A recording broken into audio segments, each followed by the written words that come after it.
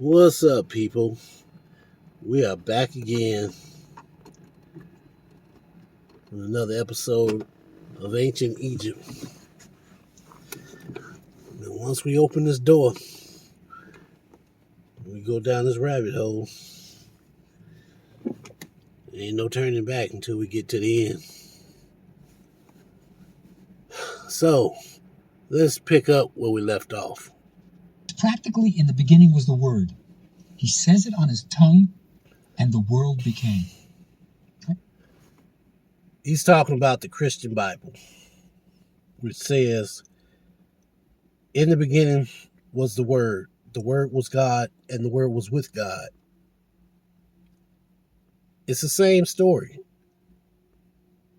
So the question needs to be asked, how is it that the Bible was written thousands of years? Well, not the whole Bible, because it was written in sections. But certain sections of the Bible were written hundreds, if not thousands of years after Jesus was died. After Jesus died. And yet, basically what they're saying is a retelling of things that happened before Jesus died. Before Jesus was even born. Before John the Baptist was born. Black folks love to claim Baptist. Oh, I'm a Baptist this, Baptist that. What, because he baptized people? People didn't become Christian until after Jesus died. You were either Baptist or you were a Jehovah's Witness. But the thing is, even in saying that, which is kind of crazy, you claim John the Baptist, but you have a difference of opinion from Jehovah's Witness. Jehovah being God who sent Jesus. Jehovah being God who talked to John the Baptist and told him Jesus was coming.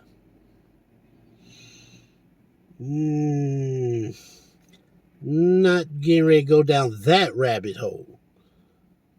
We'll do that at a much later date. But trust me, it's in the back of my mind. The Holy Bible and what it really means. I'm going to do a whole series on that. That's going to be a good one. But in the meantime, in between time, a lot of religious beliefs come from ancient Egypt and what was referred to as Cush and Kemet, the ancient cities. So, how is it that black people, regardless of what tribe they're from,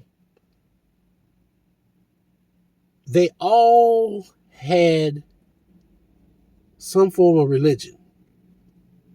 And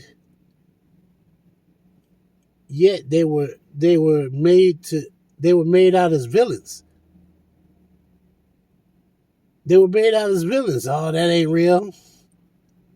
Only to turn around thousands of years later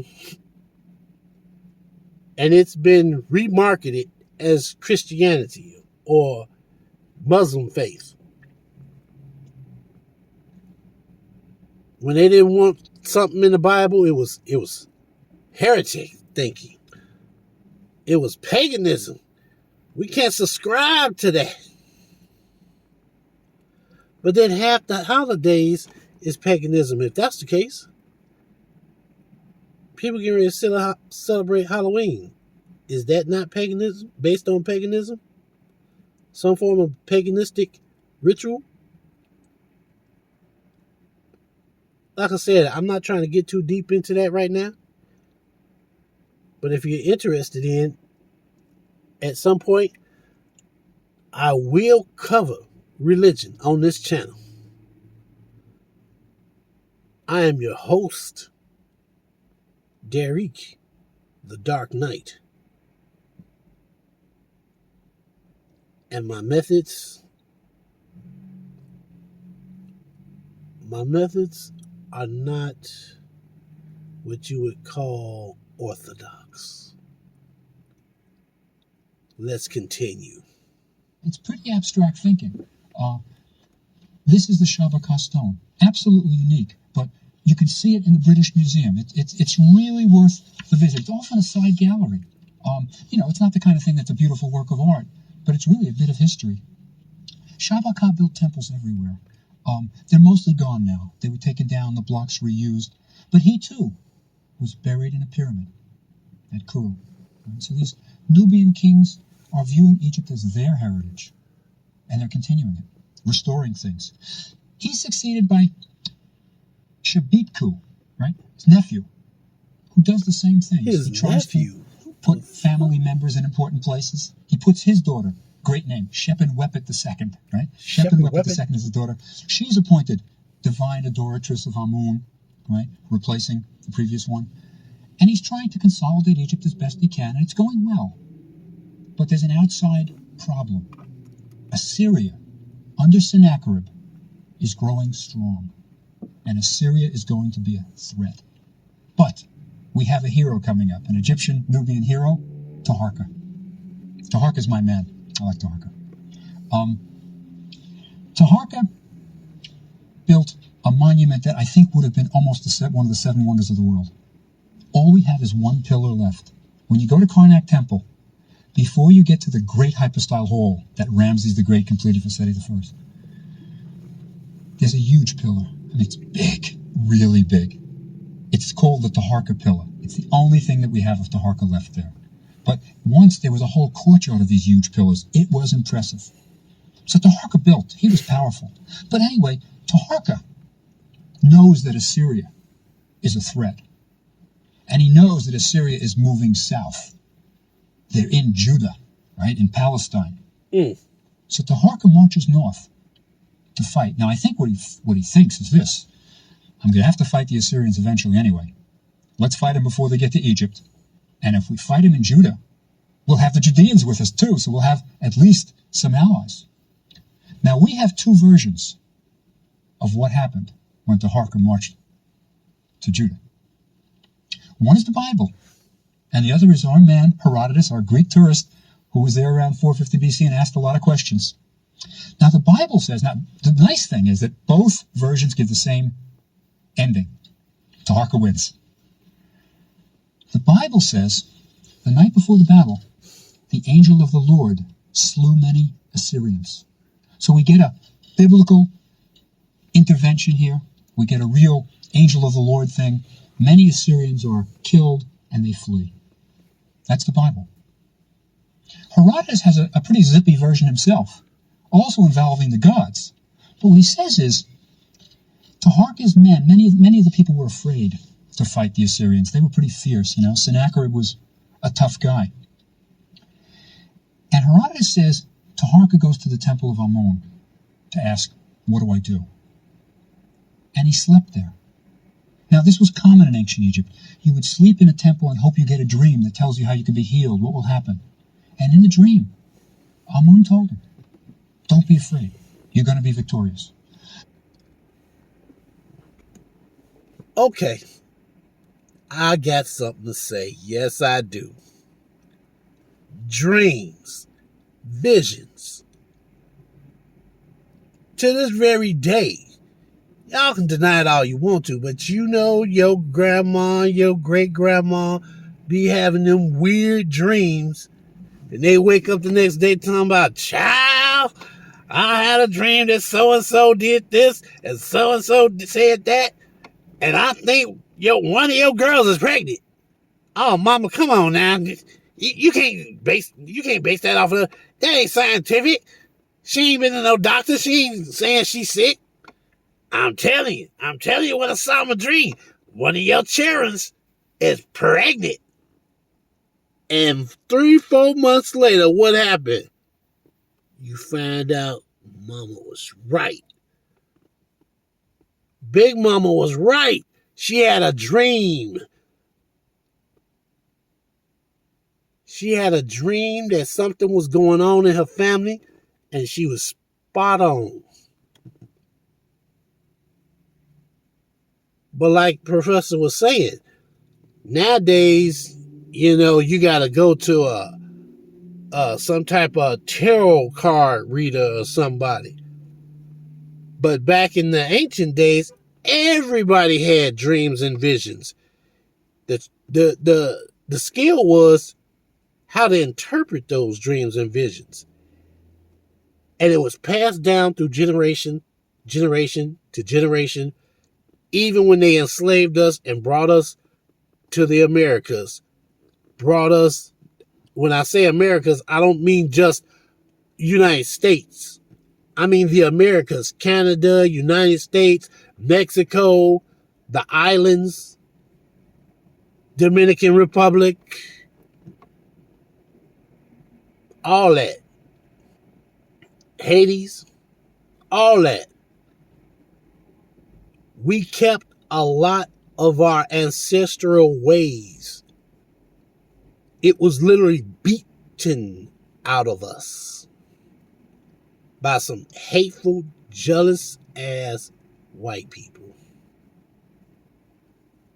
And since they all want to be clumped together, yeah, Europeans and the Spanish and everybody else who was in on the slave trade,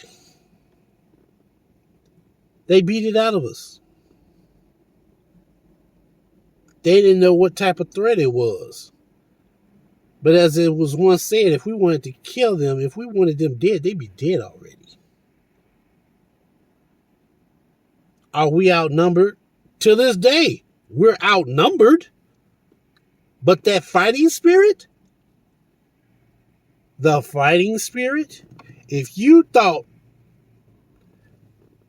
that a women's fighting corps in Africa, the Amazon women, as they are called, if you thought that group of women was badass, imagine a whole battalion of male warriors, high testosterone.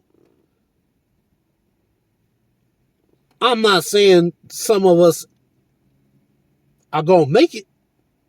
A lot of us may not make it. But if you can take 2 or 3 of them down with you, come on now.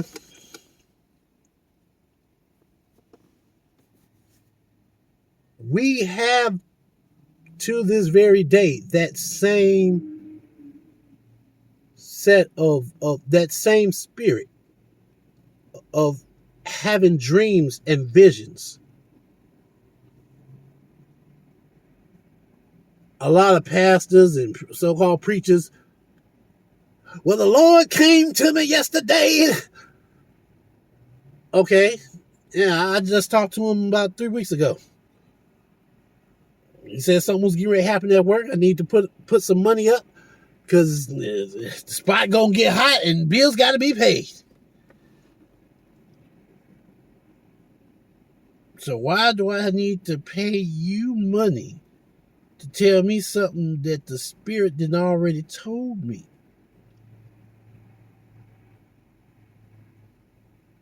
The true temple that I believe, the true temple is the human body, the human spirit, not the church house. But I'm not knocking the church house. Congregating with people of like-mindedness is a good thing. That's always a good thing. But what I am saying, if I'm saying anything, is that when it comes to spirituality, all black people have it. Hell, some of the non-black people had it. Because remember, a lot of Africans moved away from Africa. They went to colder climates. A white person can't make a black baby. But a black person can give birth to a white baby. Scientists can call it whatever they want to. At the end of the day, that child don't look black. That child look white. A lot of people call him albino. Okay, still, you look white. You don't look black. But if you look at the features, you're still black.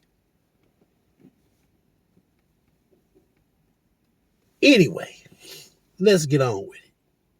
So Taharka is encouraged. He takes his men, whatever men he can get to go with him, and they march against the Assyrians.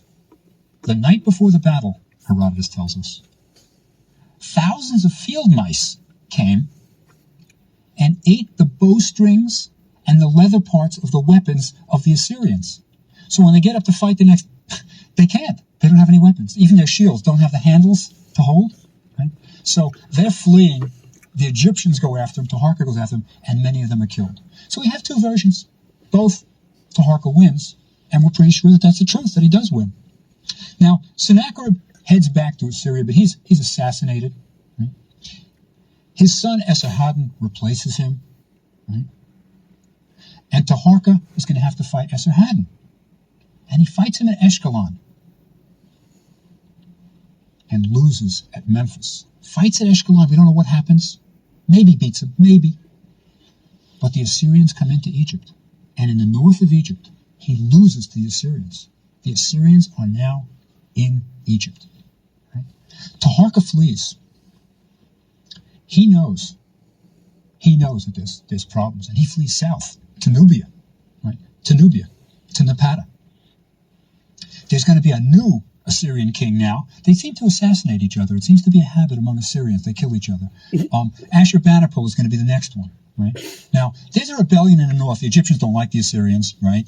There's a rebellion, and Ashurbanipal comes in, and he kills all the nobles in the north, except one. He leaves Necho, a guy named Necho the First, right? Leaves Necho, and he says, "You're my vassal. You're in charge," right? And he leaves. Right? So we have the Assyrians in charge. Now, Taharka has fled. Right? He's king of Egypt, supposedly, but he knows the Assyrians have got it. And he's back in Nubia. And you know what he does? I don't have the sort of report of the discussion, but I use the word convinces. Convinces his cousin, right, Tanawataman, to be his co-regent. Now, this is not a great job. You've got the Assyrians in Egypt. You're co-regent. And eventually, when Taharka dies, Tanawataman is the sole ruler of Egypt. So what does he do? He marches north to fight Ashurbanipal, gets as far as Memphis. Blotto, he's really wiped out. I mean, he is defeated, runs back to Cush, right? Runs back to Cush. The Assyrians go as far south as Thebes. Now, you don't have foreigners going that far south before. They go as far south as Thebes. This is where the wealth of the temples are. And they sack Thebes. Thebes will never be the same again. All the storerooms of the priests, it's all taken by the Assyrians. And now Assyria controls Egypt. Now, at this point, we've had Nubians unite Egypt. And they've been defeated, but it's been a great period for the Nubians. Great kings doing great things. I want to talk about two topics that are quite controversial, but very relevant to what we've been talking about. And the two topics are, one is Afrocentrism. The belief that much of Western culture comes from Africa, specifically Egypt. That's one. And the second topic I want to talk about is, were the Egyptians black? This is another thing you hear a great deal about. Wow. I didn't expect him to go there. I did not expect him to go there. I did not get this far. I didn't get past Dynasty 24. But I've heard about Dynasty 25 and how the two brother kings were some badasses. They went in there and they took care of business. But the nephew, man. Warrior kings created good times. Good times created weak men. However that saying goes. I might be butchering it. Sorry. But it seems like the nephew, his heart was in the right place, but he just didn't have the muscle to keep the Assyrians from taking over. Then, on top of that, they come all the way down to Thebes, and they didn't rob the bank, the storehouse where all the valuables at. They didn't rob us. Dang. So now he getting ready to tie it all together and let us know what he feels is true about ancient history and its relationship to modern blacks and what's not. So let's hear him out. First, Afrocentrism. There are two versions of what the truth is. Let me tell you about what the ancient Greeks said. Ancient Greeks, people like Herodotus, people who went to Egypt, all of the ancient Greeks, they say, we got our civilization from Egypt. That's what the ancient Greeks say. How did we learn how to build in stone? Egyptians taught us. Where did we get our gods from? We derived them from the Egyptians. Even philosophy. You get Socrates, Plato, talking about how Solon, the lawgiver, went to Egypt. Mathematicians. We hear stories of how Greek mathematicians were trained in Egypt. This is what the ancient Greeks say. So there is an ancient tradition, a Greek tradition, that says Western civilization didn't start in Greece. It started in Egypt, and it was diffused. It was learned from the Egyptians. That's what the ancient Greeks say. That's one version of what history is. Next version, let's jump to the 19th century, and let's talk about classicists, the scholars who translate Greek documents and comment on them. In the 19th century, and into this century too, most classicists agreed the ancient Greeks didn't know what they were talking about when they said they went to Egypt. They were wrong. They would say things like, the Egyptians never had enough mathematics for anybody to learn any math from them.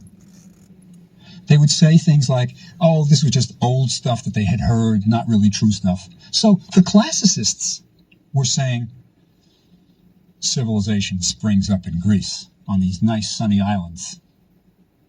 The ancient Greeks were saying, no, started in Egypt. Now, what is the truth? Well, I think I'm an Egyptologist, of course, and I tend to love Egypt and want to give Egypt its due. But certainly, there are many things that are derived from Egyptian civilization, many things, that aren't credited. There's no question in my mind that the Egyptians did philosophical kinds of thinking. You can't have a large priesthood that sits around thinking religious thoughts that doesn't think philosophical thoughts. Even the Shabaka stone that we talked about, in the beginning was the word, it's very close to that. So I think there are indeed many, many, many things that we get from Egypt that aren't, sort of credited. Many. Building in stone is certainly a possibility. Certainly, I think the Greeks came into Egypt and saw these great buildings in stone and said, we want to do that too. But that's Afrocentrism. The question of whether or not Western civilization is derived from Africa. The question of whether the Egyptians were black is really a different question. It's really a different question. And the logic of it goes something like this. When many people want to say that, yes, the Egyptians were black. The logic is something like this. Africans are black. Egypt is on Africa. It's on the African continent. Therefore, all Egyptians were black. That's sort of the logic. Now, the only thing that's true about those three statements is that Egypt is on the African continent. That's true. But it's certainly not true that all Egyptians were black. That's a crucial conclusion in the argument. Egyptians like Americans, came in all colors. They were light-skinned, some were dark-skinned, but we can't say they were all black. It's a little bit like if you said in America, if you asked the question, are Americans black or white? The answer is yes, right? They're all things. So to say that Africans are black even doesn't quite work. Now, let's think about how the Egyptians viewed it. How did the Egyptians view themselves? They weren't particularly interested in color. There was no sense of racial discrimination based on color among the Egyptians. If you came into Egypt and you were willing to live as an Egyptian, you were accepted. You were accepted. But if you look at the tomb paintings where the Egyptians are depicting foreign peoples, you will see Nubians. They are painted with black skin. Black skin. The Egyptians, on the other hand, are not painted with black skin. They are painted red traditionally. The men are usually red, the women are usually yellow. The Egyptians are saying, we are different from these people. The Egyptians did not view themselves, for example, as Nubians. They were different, the Nubians, and they were shown differently. There's a wonderful tomb of a high official. Mahepri is his name. He was successful enough that he was buried in the Valley of the Kings during the 18th dynasty, the peak of Egyptian civilization. Now, Mahepri is an interesting case in point. Very high-placed official, obviously. We have his mummy. You just look at it. He's a Nubian. Mahepri was a Nubian. No question about it. What I think is most interesting, though, is Mahepri's Book of the Dead. Now remember that the Egyptians wanted to be buried with this papyrus roll, which was going to be their guidebook to the next world. It was going to help them enter into the God. And what they depicted on that was usually the gods welcoming the deceased. But what's important is the deceased is always shown on his Book of the Dead. They had little paintings, little vignettes that went with the magical spells. And you would see the deceased there, standing there in his fine linen before Osiris being greeted. You would see him making offerings to the gods. And you know, Mahepri's Book of the Dead was no different. Mahepri's right there. But what's different is Mahepri shows himself as black. Mahepri was indeed black. Now, he was a Nubian. Ethnic origin was Nubia. But he viewed himself as different from the regular Egyptians. His Book of the Dead is a little bit different. So I think this question of were the Egyptians black is one that you can't say across the board. Yes, they were. They certainly viewed themselves as different from the Nubians. They showed the Nubians as different. They were never showing themselves as having black skin. Mahepri himself showed himself as black skin. So you can't say, yes, the Egyptians were black. No, you can't say that. Now, very often, you will get people who want all Egyptians to be black saying things like, well, look at all the statues. The noses have been knocked off. And often the claim is that the noses were knocked off because they are African noses, wide noses. Not true. I mean, there certainly may have been a fair share of early Egyptologists racists, but the statues are found that way.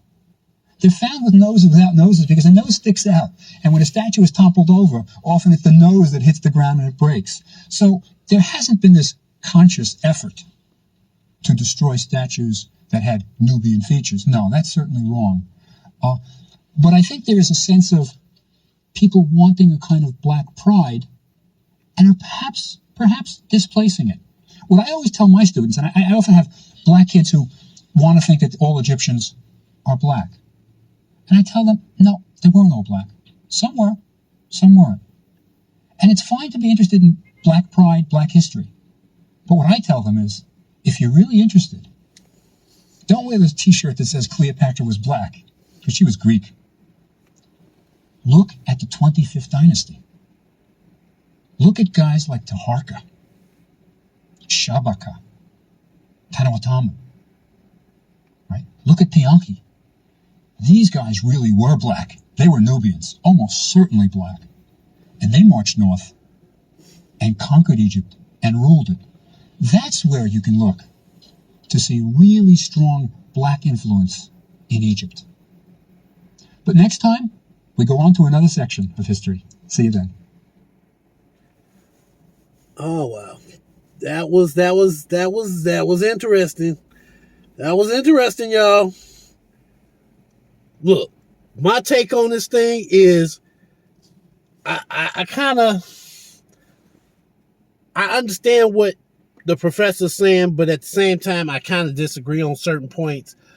Blackness is a cultural thing because in modern day, we all understand that due to racial mixing, a lot of black people, a lot of people that claim the black culture are not all dirt color.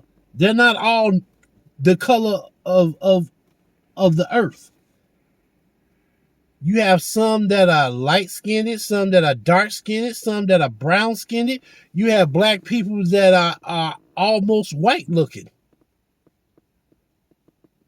So being black is not solely based on your skin color. It's based on the culture that you've been immersed in, as well as physical features. Let's face it, when it comes to being black as a ethnicity, we look a certain way. Our hair texture is a certain way. The women's hips, our noses is a certain way that white people just don't have. We don't have the same type of noses that white people have. Even if your father is white, in modern day times, your father is white, your mother is black, or your mother is white and your father is black, the nose, ear, hair combination is not going to reflect one race. Whichever race is the most dominant, that's what you are. Your DNA tells the whole story. If you have more black in you than white, you're going to have more black features. Your attitude is going to be black. Now, some white people like to portray themselves as being down, they from the hood. But you ain't black. You ain't black. At the end of the day, you just a faker. You an imposter. Now I understand, the best form of flattery is impersonation. But that only goes so far. That only goes so far. You got a lot of people that will sit up here and tell you, well, the best form of flattery is when you pretend to be somebody else. To a point. Remember, blackface was a bunch of white people portraying themselves as black people. What they thought black people act like. That's not true. That's not flattery. I don't buy that shit. So all the ignorant ass white people and the dumb ass black people, yeah, get a grip. Go sit your ass down somewhere. Back to the conversation.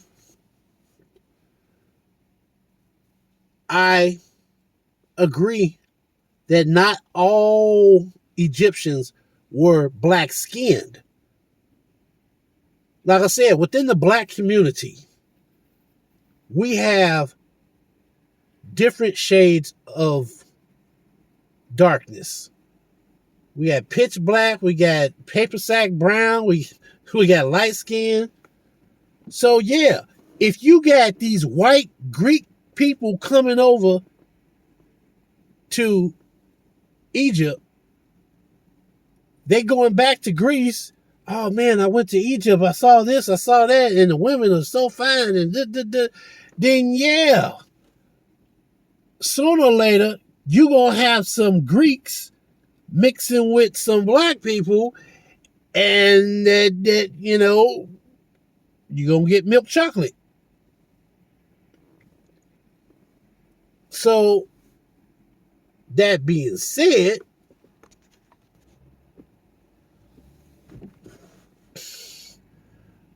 I really feel that at the end of the day, Egypt, the core of Egypt, of ancient Egypt, is and will always be black. Even the professor admitted that by the time the 25th dynasty rolled around, who was ruling it? Kush, the Kushites, the earth people, the dark-skinned people, the black people. We ruled Egypt. We fought Libyans, we fought Assyrians, we fought some of everybody. And for the most part, we won. We won damn near every battle. It wasn't towards the end, generations later, we just couldn't keep it going. And we lost everything. But see, fighting and defending yourself all the time from people being jealous and hateful, that's a lot of work, man. That wears you down. That wears your resources down. Especially when you don't have allies. Everybody in it for themselves. So, I don't know what to tell you. But yeah, when the 25th dynasty rolled around, it was us. That was us. That was all us. As far as ancient Egypt being black, yeah, I claim that because I live in a black community. And not all my brothers and sisters in that community are pitch black. We're different shades of brown and black as well. But it's our features, it's our culture that makes us black, not just the skin tone. So just because they depicted themselves as different from Nubians, that ain't nothing but colorism. Oh, I'm better than you because I'm brown skinned. Look how good this jewelry look on me compared to you. You don't wear it like I do. That's a bunch of BS. Brown skinned, dark, light, it don't matter. Red bone, it don't matter. And Osiris, from what I understand, from the few pictures that I've seen, was always depicted with a greenish type color. What's up with that? I've never seen a green black person. I guess that would explain why ignorant, racist white people thought aliens built the pyramids. You know, Osiris was green. But I also heard that Sicilians, and I don't know if it's true. I don't know any Sicilians personally, but what I've heard is that Sicilians are mixed blood Italians. They have African DNA in their blood. That's what I heard. So, aside from that, I think it was a good story. I thoroughly enjoyed hearing about the 25th dynasty, how we went in there, went into Egypt, kicked ass, took it for our own. So we had, at some point in time, not only did we have Kush, but we had Kemet as well. We was running shit. And that's a good feeling. That's a good feeling for me. And I hope you enjoyed it. Till next time, be safe. I'll talk to you later.